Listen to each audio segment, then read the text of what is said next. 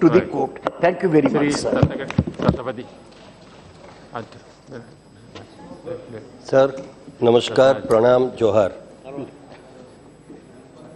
Sir, this is a complex financial corporate issue that took me quite some time to understand. So I tried to do an ELI 5. What is the intention of this bill? As we all know, there is something called out of sight, out of mind. We have had very learned senior, junior colleagues speaking earlier. All of them, as I noticed, have been in this committee, privileged committee. Not me. Except Sogato Babu. And I have not been unfortunate enough to be included in that committee. So I can speak what I think should concern the future of this country, the youth of this country. Out of sight, out of mind means, madam, you would have noticed, when you would have seen children, suppose a glass falls down and breaks, the child's intention is to kick the glass under the bed so that the parents don't see it. The effort of the child is not to clean the floor so that somebody doesn't get hurt, like an elderly person, a grown-up would do, but to hide the broken glass. Similarly, here, this piece of legislation wants that the bad loans of banks that have been, because of errant banks, because of bad management, because of bad managers, because of political interference, but more so because of bureaucratic pressure, the loans that these banks have been giving out to bad companies, which are, many of them are known to be defaulters, they are trying to clean it out, completely remove it from the books of the banks, from the books of the errant banks, so that it is out of parliamentary scrutiny and also public vision. The name of this bill is Enforcement of Security Interest and Recovery of Debt Laws and Miscellaneous Provisions Amendment Bill 2016. Let's break it down and let's simplify it. It could be renamed thus, HFHWHM. The long title could be Helping Friends Who Had Helped Me by Removing Their Loan Details from Records at the Cost of the Nation. If it isn't there in the books, it doesn't exist. What is your problem? And of course, brute majority in a democracy or in a house, we know this bill will pass. And of course, there are also people from time immemorial who think that reasoning is their prerogative only. You cannot reason, I cannot reason. Either you agree with them or you are wrong. My way or the highway. As I understand, the matter at the core of the issue is bailout of banks. And this is not just one bill. There has been a whole chain, whole plethora of bills from Bankruptcy Act to this and many more to come, up to your so-called black money bill. It is all to cover up fiscal deficit, which is increasing at a fast pace. Banks have up till now declared some 7.6% of total borrowings as NPAs. RBI, till the other day, as long as it remained as an independent institution, now it will change its color, has predicted that this may go up to 8.5% by March 2017. Not even a year is left for that. So in this method, in this clever method of sweeping the bad loans under the carpet, we are also trying not to acknowledge that a similar situation had arisen in the US when their subprime crisis had overtaken them, and 25% of that nation's savings were wiped out at one go. So, ma'am, we also hear many important people keep repeating prudent fiscal policy. In Parliament, we keep hearing that. But here we stand in an age of fiscal irresponsibility. Year after year, we spend taxpayers' money to bail out financial institutions, PSUs, and various enterprises due to their irresponsible activities. What, however, tickled me most is the information that the bill is going to create these ARCs, asset reconstruction companies. And when a bad loan from a bank is handed over to an ARC, asset reconstruction company, the onerous task of getting back the assets which are pledged as collateral with the banks will have to depend on the ARCs. But the interesting part is the ARC, when it takes over these dead assets from a defaulting company, does not have to pay anything to the bank. It does not have to even pay stamp duty when a deed is registered. So what you are doing is, you are not only wiping out, cleaning the books, but you are also closing your eyes on how the ARCs will function. So the Stamp Act is also being reviewed in this whole deal.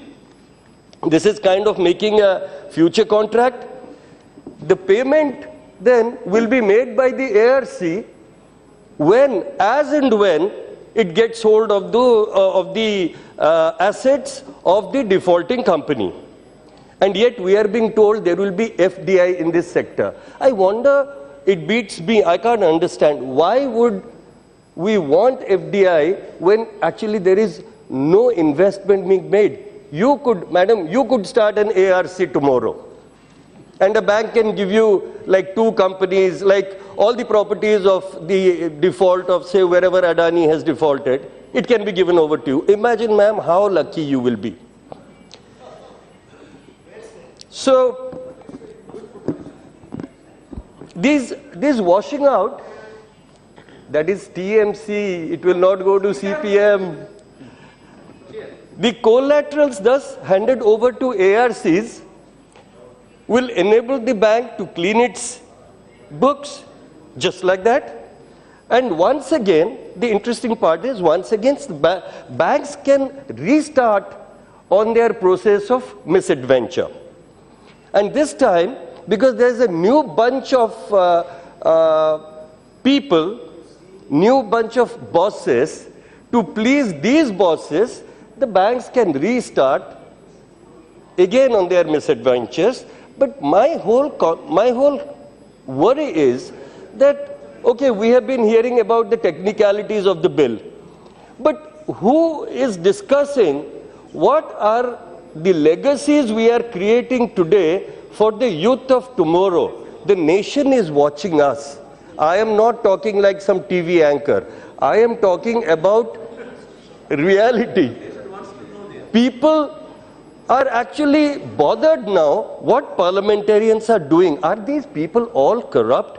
Are these people all filled with money from companies, from corporates, that they are willing to swallow lock, stock and barrel whatever is dished out to them? And who is dishing out? Who is cooking the dishes? That we are swallowing whatever is given to us. I would like to give you one example, ma'am. The Uday scheme. As we know, all state power discoms put together have about 4.3 lakh crores which they owe to the banks. Now they are being told that up to September 2015, the state governments will create bonds which will be sold in the market to repay these debts. So that means this debt is now being split into 2 parts and sold back to the customers disguised as secure government bonds. So government is on a task, on a path of trying to fool the people you are involving the state governments, you are compelling them under these plethora of laws that you are bringing, that you start cheating the people. It's okay, take the money from the people, without informing the people that the government will not be able to repay these debts, repay these bonds.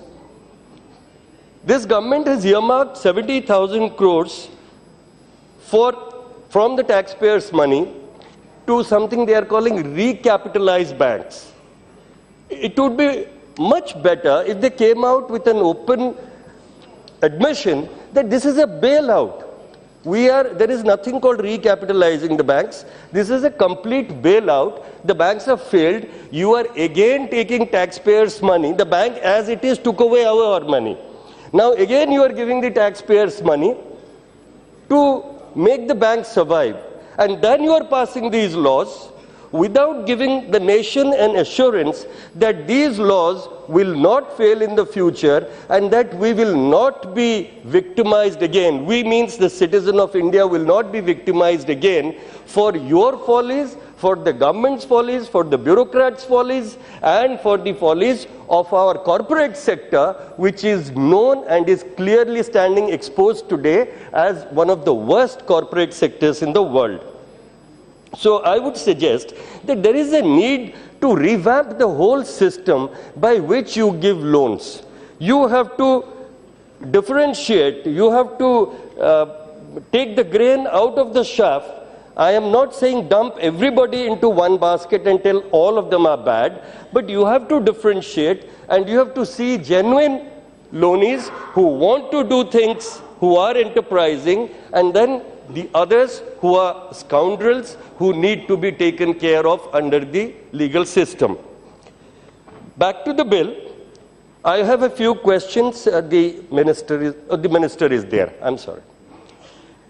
This bill allows the RBI to appoint or remove members from the board of a company under guise of public interest. This, I feel, is you are thrusting the might of the central bank on companies. Is this advisable? Don't you think too much government supervision might dissuade enterprise? No other country has this kind of an arrangement where the central bank is also a quasi-judicial body. So there, the question may arise, who will guard the guards? Would this act of parliament result in hounding genuine enterprises? What is the safeguard? Land is a state issue. When the ARC is going to take over land under the guise that these are assets of a defaulting company, who will the land go to? Because that land might have been given by the state government or the state authorities or the state industrial development corporations on a long-term basis. So will that go to the ARC and then to the bank and then to the central government? Or will you return it to the states? The debt recovery tribunals, as we see here, have a terrible shortage, a terrible dearth of manpower. You are increasing the retirement age. What is your long-term policy to build a proper cadre to handle DRT operations?